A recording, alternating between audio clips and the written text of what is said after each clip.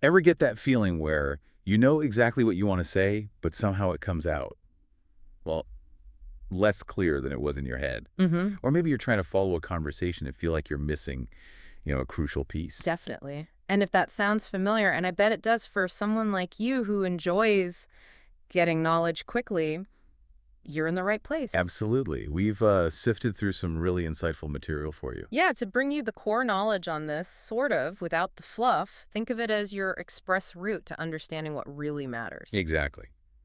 Welcome to the deep dive. Today, we're laser focused on clear and confident English communication. Right. Our mission is, well, pretty straightforward.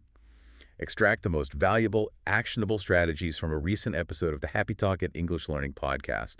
It was called Clarity and Confidence in English Communication. And that Happy Talk Dead episode, it covered a fascinating range of topics.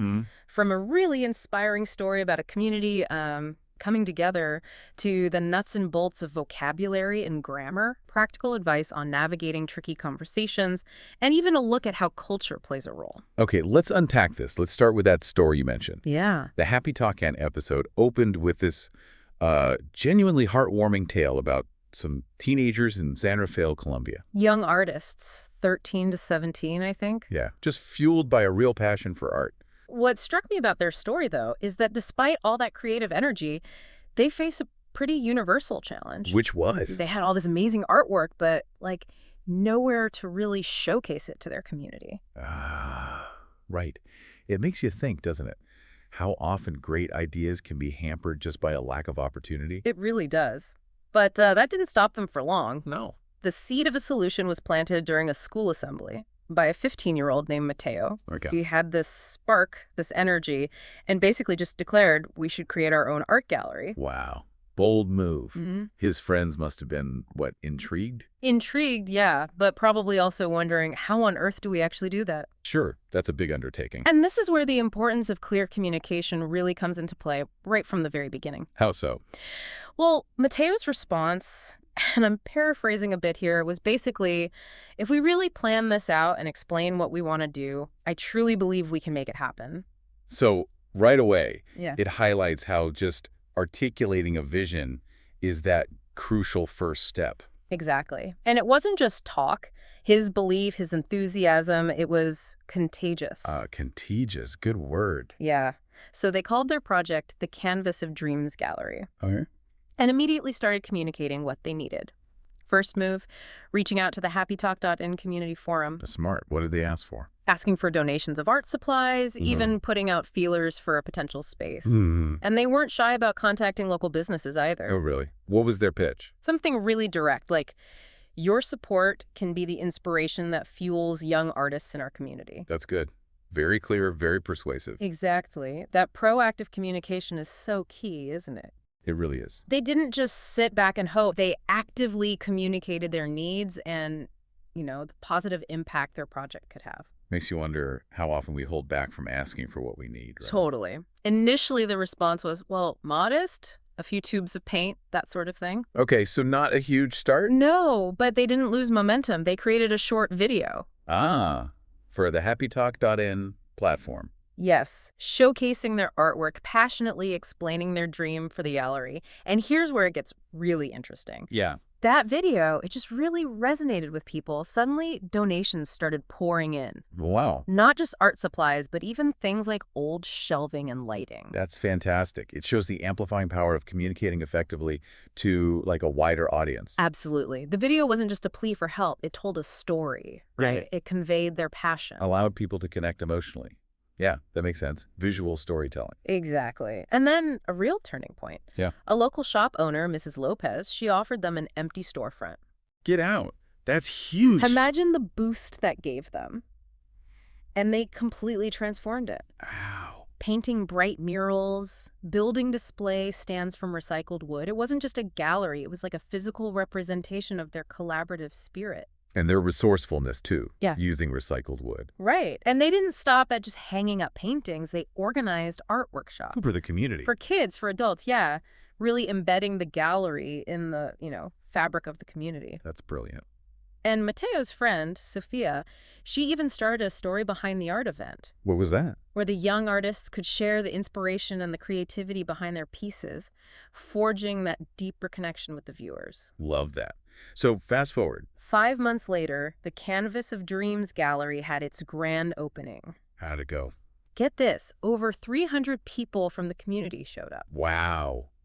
That's incredible. And now the gallery regularly hosts monthly exhibitions and ongoing art classes. It's become a real cultural hub in San Rafael. A visitor, Mr. Garcia, apparently said, "This gallery is a gift. It shows what young people can do." That sums it up perfectly. And Mateo's own takeaway, it really ties it all together. He said, communication was our brush. We painted our dream by talking and listening. Communication was our brush. I like that. Yeah. And for you, our listener, that really encapsulates the core insight here. Right. This entire project, from just a hopeful idea to this thriving reality, was built on that foundation of clear, effective communication. It wasn't just about having talent. It was about sharing that talent and the vision behind it. Precisely. Absolutely. Okay, so moving on from the story, the Happy Talk did an episode, then transition, right, to focus on some key vocabulary. Yeah, words that came right out of that story. Let's dive into those. First word, showcase. Meaning to display something proudly, to attract attention. Like the students creating the gallery to showcase their art.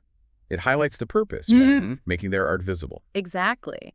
And after that, intrigued. Meaning very interested or curious. Like the students were intrigued by Mateo's idea. It captures that initial spark of interest that good communication can ignite. Yeah, you need to pique that curiosity when you share a new idea. Definitely. Then there's contagious. Describing something that spreads quickly, like enthusiasm. Right. In the story, Mateo's enthusiasm was contagious, got others on board. It shows how powerful a positive, clearly communicated attitude can be. For sure. Next word, donation. Something given for free to help others. The gallery relied heavily on donations, obviously, supplies, the space. Underscores that role of community support, which often comes from, well, clearly asking for help. True. Then we have transform. To change something completely for the better. The students definitely transformed that empty storefront. Emphasizes the power of action after the communication. They didn't just talk, they did it. Exactly. Then exhibition. An event where things like art are shown to the public. The gallery now hosts monthly exhibitions. It highlights the ongoing communication with the public. Makes sense. Next. Inspiration, that idea or feeling that motivates you to create or act. Like the artists sharing their inspiration behind their work. Connects back to Mateo's initial spark and how that fuels ongoing creativity. And creativity itself was the last one, right? Yeah, the ability to imagine and make new things, central to the whole gallery idea. It's the force their communication aimed to, well, showcase and nurture. Exactly. And the Happy Talk on in host suggested listeners pick 2 words and make their own sentences. Yeah, a really practical way to make new vocabulary stick. Maybe, give that a try mentally as you're listening. Good idea. It's a small exercise, big difference for your active vocabulary. Okay. Building on that practicality, the episode then moved into grammar.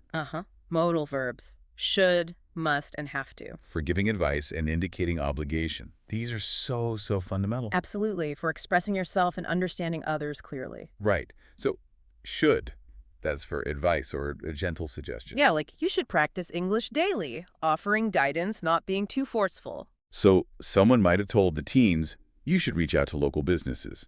Like that. Yeah, exactly like that. Must, on the other hand, indicates strong necessity, personal obligation. Like, I must finish my homework. That internal drive. Right. Or a student thinking, I must get my artwork ready for the exhibition. Okay. And have to. That signifies an external obligation. Rules, circumstances. We have to follow the rules. So for the gallery, maybe, we have to get permission from the city? Perfect example. And the key structure. Modal verb plus the base form of the verb. Should go, must try, have to submit. No, 2 after the modal. That's crucial. The examples from the Happy Talk episode linked to the story were good too. Yeah. You should visit the gallery. A friendly suggestion. I must practice my pronunciation. Maybe before that story behind the art event. Makes sense. And we have to prepare for the exhibition. An external requirement for them. And they also pointed out that common mistake, saying, I must go. Right. It's I must go. Small detail, big impact on sounding natural.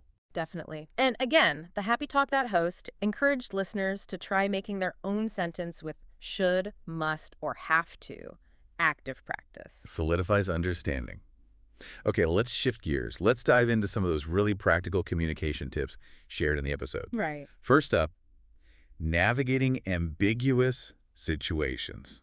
Those moments when you're just not quite sure what someone means. Oh, yeah. We've all been there, especially maybe when learning a language or just dealing with different communication styles. For sure. Ambiguity creeps in easily. So the Happy Talk.in episode offered 4 strategies. 4 really helpful ones. First, ask clarifying questions. Simple, right? Like, could you explain what you mean? Or, so are you saying? It just cuts through the fog, shows you're listening and want to get it right. Good point. Second strategy. Paraphrase to confirm. Restate what you think you heard in your own words.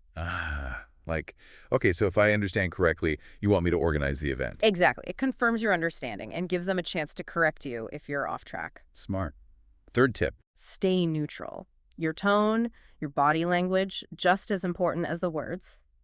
How so? Well, maintaining a calm, neutral tone helps keep things constructive, like saying, I just want to make sure I'm understanding this correctly. Avoids sounding confused or, worse, accusatory. Right. And the final strategy for ambiguity. Offer suggestions. If you're still unclear, suggesting a possible course of action can clarify expectations. Like, would it help if we broke this down? Or maybe we could try approaching it this way. Helps move things forward. Yeah.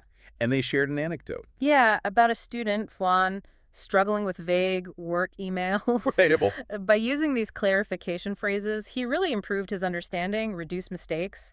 Shows these tips actually work in the real world. Tangible benefits.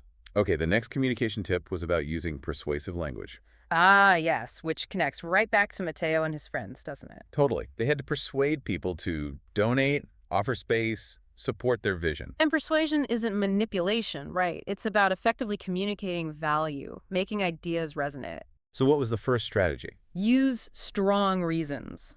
Provide clear, logical justifications. Like using phrases such as, this will benefit the community because... Or, it's important to support young artists since.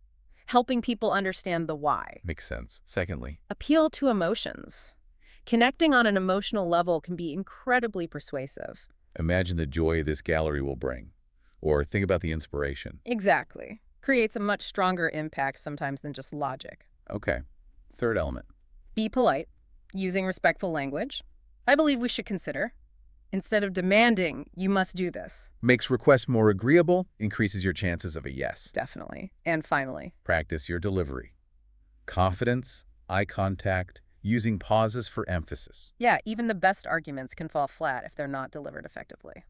And another story here. About Amina, who successfully pitched a school activity using these tips. Again, showing that they work in practice. Great examples. Oh, Okay, let's take that cultural detour you mentioned earlier, the cultural corner section. right. This part connected the Campus of Dreams Gallery to broader cultural traditions, specifically art festivals. Interesting angle. How does that relate to communication? Well, art festivals are basically community celebrations of creativity, right? They naturally foster interaction, spark conversations. They provide a shared experience, common ground. Exactly. The episode highlighted 2 really different examples. The queer. First, Dia de los Muertos in Mexico. Those incredibly vibrant altars and paintings honoring loved ones. Beautiful tradition. And it encourages sharing stories, memories, using art as that medium for communication across generations. Powerful. And the second example. Vivid Sydney in Australia, that amazing festival of light art and sculptures, Oh yeah, I've seen pictures. Looks stunning. creates this fantastic atmosphere for people to just wander, admire, and chat casually about what they're seeing. Even simple things like, wow, look at that. So different festivals, but both provide this natural, low-pressure way to discuss art and emotions. Precisely. Using simple phrases like, this piece is stunning, or what do you think this artist is trying to say? Okay, so how do these festivals specifically enhance communication skills, according to the episode? They pointed out 3 key ways. First, they're great opportunities to practice descriptive language. Finding the right words like vibrant, intricate, intriguing. Exactly, to articulate what you're seeing and feeling.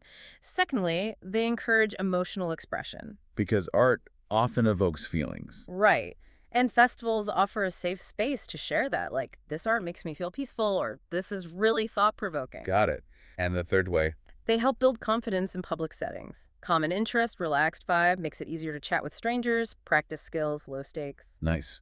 And the Happy Talk of June host asks listeners to think about events in their own communities. Yeah, sort of prompting reflection on how you might engage with local art events. Cool. Okay, then we got into some bonus tips. Yeah, really valuable ones too. First was tackling nervousness. Ah, that feeling pretty much everyone gets when communicating, Yeah. especially in new or maybe high-stakes situations. Absolutely. That fluttery feeling, the hesitation, super common. The episode offered 4 practical strategies. Okay, lay them on me. First, prepare key phrases. Having a few opening lines or transitions ready gives you a solid start, boosts initial confidence. Like, I'd like to share a few thoughts, or my perspective is. Exactly. Second tip, visualize success. Sounds a bit woo-woo. Does it work? It can be surprisingly effective. Mentally picturing yourself speaking clearly and confidently can actually calm nerves, increase your belief in yourself. Mental rehearsal. Interesting. Okay, third strategy. Using positive self-talk, that internal dialogue matters a lot. Replacing I'm going to mess up with I'm prepared or I can do this. Right. Makes a real difference in managing anxiety. And the final tip for nerves. Practice under pressure. Not seeking out stress, but finding chances to practice in slightly challenging settings. Like role-playing a presentation or joining a group discussion, helps you get comfortable before the real pressure hits. And another anecdote? About Ravi, using mindfulness and positive self-talk before a speech helped him deliver it much more confidently. Practical application again. Good stuff. And the final bonus tip. Shifted focus to storytelling, specifically using visual aids effectively. Making presentations or teaching more engaging. Often underestimated. Totally. Visuals can be incredibly powerful. First strategy. Describe your visuals. Don't just put up a chart and assume people get it. Explain it. This graph shows. Right. Second, connect visuals to your story or main point. Make the link explicit. As you see in this photo, the murals brought people together. Like that. Perfect. Third, practice using gestures. Pointing, using hands to emphasize, directing attention. Helps reinforce the message. And finally, Keep it simple. Clear, concise visuals are usually much better than complex, cluttered ones. Don't distract. less is more. Makes sense. And a final example. Lena, using these tips for a class project, found her audience way more engaged and remembered more. Proof positive. Okay, so as we bring this deep dive to a close, let's just quickly recap. Good idea. We journeyed through that amazing canvas of dreams story, seeing communication as the driving force. Unpacked practical vocabulary and grammar for better clarity. Dived into communication strategies for ambiguity and persuasion. Took that cultural detour with art festivals, enriching connection. And gleaned those bonus tips for managing nerves and using visuals. And remember, all these insights came directly from that Happy Talk and English Learning podcast episode. Right. Our aim, as always, is to give you, our listener, a focused, efficient way to get knowledgeable and confident. In this case, about English communication. So here's a final thought for you to mull over.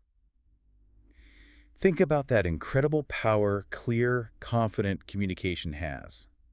Turning ideas into reality, like those teens did. Reflect on a time maybe you communicated an idea really effectively. What made it work? Or perhaps a time you wish you'd been clearer.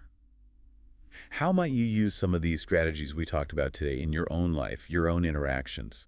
It really is about finding your voice, isn't it? Yeah, and using it to connect with the world around you.